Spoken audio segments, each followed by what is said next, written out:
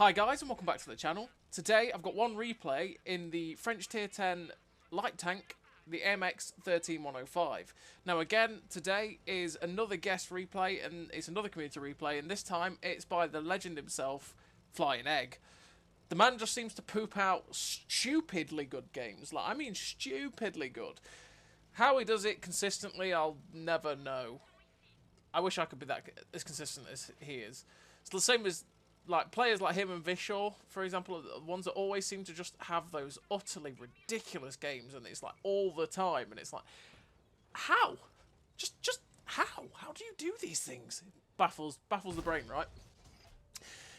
And he's going to have a World Ever game in the 13105. Now, this tank is like a mini Batchat is the way to put it, right?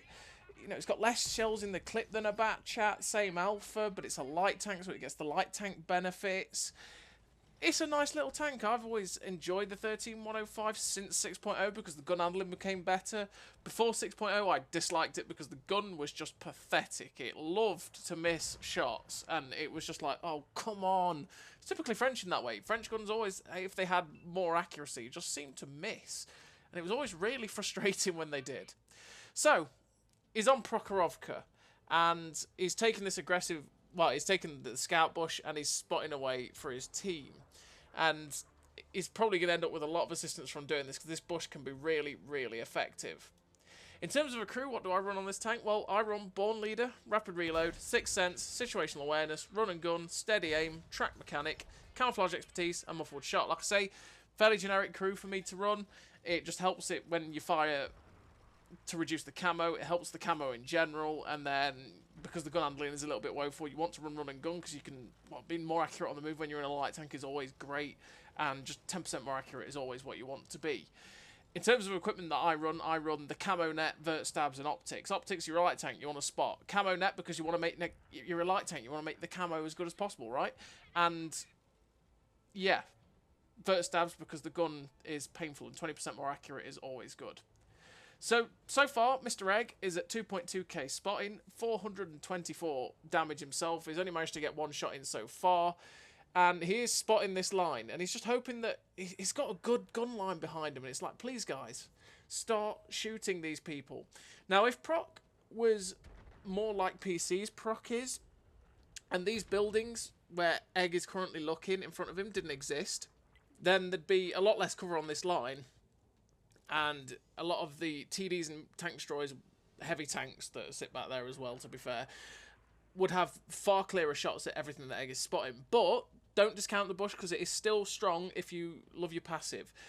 As you've seen, he's already up to 5k spotting, and we are like 2.5, 3 minutes into the game.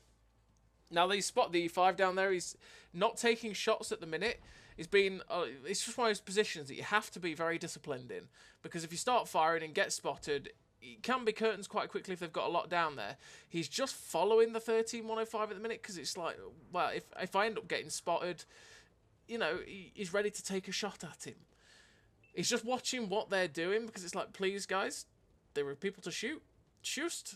The Death Star on their team is moving up. Is clearly like, why am I still spotted? And this is just passive spotting. It's a very strong thing to do. Prokhorovka's good for it.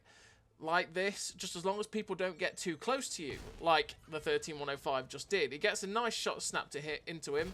You can't dilly-dally, right?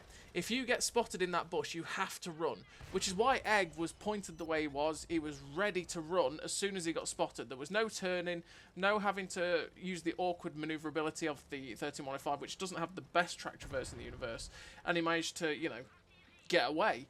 Unfortunately enough, unfortunately for him, his T92 got shut down by their T92, which means he's not got any artillery help now. But he managed to get a few shots into that 13105, and yeah, that guy's pretty much gone. Now he's got this M48 120mm. He gets one shot in, doesn't get spotted, gets the second in and gets spotted, but manages to get his third shot in without any retaliation. So now he's looking at it. The 13105's gone, which is good, but he's still got the pesky little Vanguard. He's going to go for a spot while he's reloading, because if he spots stuff like the Death Star, they're going to, exactly what just happened, they're going to get slapped up. He's up to 6.2k assistance, 2.5k damage. He's nearly reloaded, which means he's now in a flanked position which is going to be good for him to be able to get shots. So he gets a nice shot into the side of the M48 120mm, which he spotted, which meant that he got shut down by the Waffle Panther 4. And now he's got this Vanguard. He gets a nice lucky shot on the move, snapped into that guy. He tries to snap the shot into the Death Star. It's like, oh, he just gets missed by that guy. Then he gets a hit a couple of times by the heavy tank, and he's just got to keep moving now. There's an E5 on top of the ridgeline, which is a bad place for that guy. He's still got a lot of shooters. And he's up to 3.2k damage, 6.5k assistance. Luckily, the E5 misses him, and the E5 ends up getting shut down. He boosts his reload with food so he can get the shells in a lot quicker. He knows where the Vanguard is. It's just about that Death Star and this Nomad. Now, he's got the clip potential to kill the Nomad. He's also got the clip potential to shut down the Death Star. As you can see, this Vanguard is in for it. He's watching those two, but he wants this Vanguard, because this Vanguard is going to restrict what he can do in terms of his spotting and his damage, because he's just going to keep lighting him up over and over again. So you can see he really wants this guy. He tries to get the shot in, but unfortunately he misses. And now that Vanguard's gone on the other side of the ridge, he's sort of given up on that priority. Now he's going to try and get into position to spot the Death Star and get some sneaky shots into the Nomad. Fortunately, the Nomad gets an absolute slap, which puts him down to a one-shot. He comes after this Vanguard, gets his final shell in his clip into that guy, which is really nice. It puts him on a one-shot. And unfortunately, even though he tracked him, no one else could get a shot on him, because that's unfortunate that they were in the bowl, really.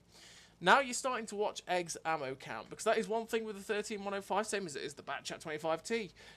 Ammo count is very low, and you do start to run out of ammo very often if you start to have these rather large games. He's loaded up though, and he gets one shot into the Death Star, and he doesn't need to put another one in because he gets shut down by the E4.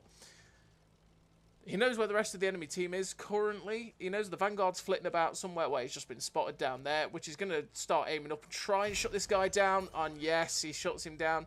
Did you see where the artillery fired then? He knows where the artillery is down at A6. The rest of the enemy team, he knows where they are, because he's pretty much taken most of this side of the map. They're all towards the hill and over here. So he's going to cross the train tracks and try and spot any of them up. He's loading heat because he's only got 2 rounds of APCR left. There's no point spending the time reloading only 2 rounds. It's a waste of reload and clip potential. He's just waiting for the reload to go in so that he can shut down this Kiravetz. But unfortunately, that doesn't go in, which probably got absorbed by the spaced armor because annoying ass heat. He gets a pen straight through the Kiravetz, but because he's spotted, he's not hanging about. Instantly goes for the reload because you're not waiting around that long for the shells to go in, and wait for himself to get unspotted. Now he knows again that these guys aren't going to spot him, so he's just going to poke up on top of this ridge and wait for his reload to go in so that he's ready to help this 268 version 5 out when he's got the shell in. But the version 5 should take this guy out, right? But he's losing a lot of hit points. He finally gets the shells in. Unfortunately, he gets absorbed by the spaced armor again. He gets the second shell in, and the version 5 shuts down the Nomad. It's where heat can be so irritating, because as soon as it hits spaced armor, it just loves to just get absorbed. Even you can have enough pen in the world to pen it. Jagdpanzer heat rounds on the side of light tanks is always the one. You think, well, that's just definitely going to pen. Well, heat round hits the spaced armor, just gets absorbed. Doesn't matter how big the gun is, how much alpha, it still just gets laughed at, right? Annoying as hell when it happens. So he spotted the artillery, he spotted the version 5, he's not going in, but the version 5 actually ducks out, and it's like, well, okay then. So he gets a nice shot on the move into the T92. He gets kind of fortunate there that he hit the T92 again with the second shell. That's one of the moments where he could have quite easily hit the building, but he, you know, he rolls with the luck. Ends up on 5.7k damage, and now he's got 6 shells of heat left. He actually reloads rather than go and attack the T95 that got spotted. And why? Because now he's got 2 full clips to reload. So rather than just go waste time, shoot 1 shell into the T95, he can be ready with 3 to attack him with. But this 268 version 5 is attacking his E100. He's going to try and get a shot in, but unfortunately he misses that one. Not the time for him to, for his shells situation, to be wasting chancy shots like that. And instead of attacking the 268 version 5, now he's bedded into that corner. It's time to go after this T95, who is a juicy, juicy target. He's going to help his 268 version 5 out, who has obviously got a massive gun, and it's not going to take too long for him to take him out. And he's going to just do the poor thing that turretless TDs have to suffer, and that is light tanks getting right behind you. So he gets both shots into the upper structure of the T95. See how he was aiming above the tracks? If he'd shot this guy in the tracks, if he had APCR, he could pen it. But with heat rounds, it's just always going to get absorbed. Oh, it's not 268 version 5, it's a Waffle Panzer 4 he's got, who unfortunately only tracks the T95. Yeah, he had to aim above the spaced armour to be able to pen this guy with the heat. But now he's nearly reloaded, he's going to be able to clip this T95 out easily, so he gets 1 into his back, he gets 2 in, and as long as Waffle Panzer 4 doesn't shut him down, he gets the kill, which he does. He's up to 7.5k damage and 6.6k spotting. He's only got 2 rounds of APCR left, though. That's it. That's all he's got left. Which is going to be awkward, because we know that version 5 has too much health for him to finish him off. He just does. There's no way that Egg can finish this guy off. So what he needs to do is spot him up for his teammates, get these 2 shots in, make every shot count, not take any chancy shots, and hope that his 2 teammates can get shots in to finish them off. So now he's against this version 5. He waits till his shot is fully aimed, gets a big shot into his side, gets to the point where he's safe with this rock, so that if he fires and gets spotted, he'll be able to pull back behind the rock and stay safe, and gets the second shot in and make sure that shell is going to go in.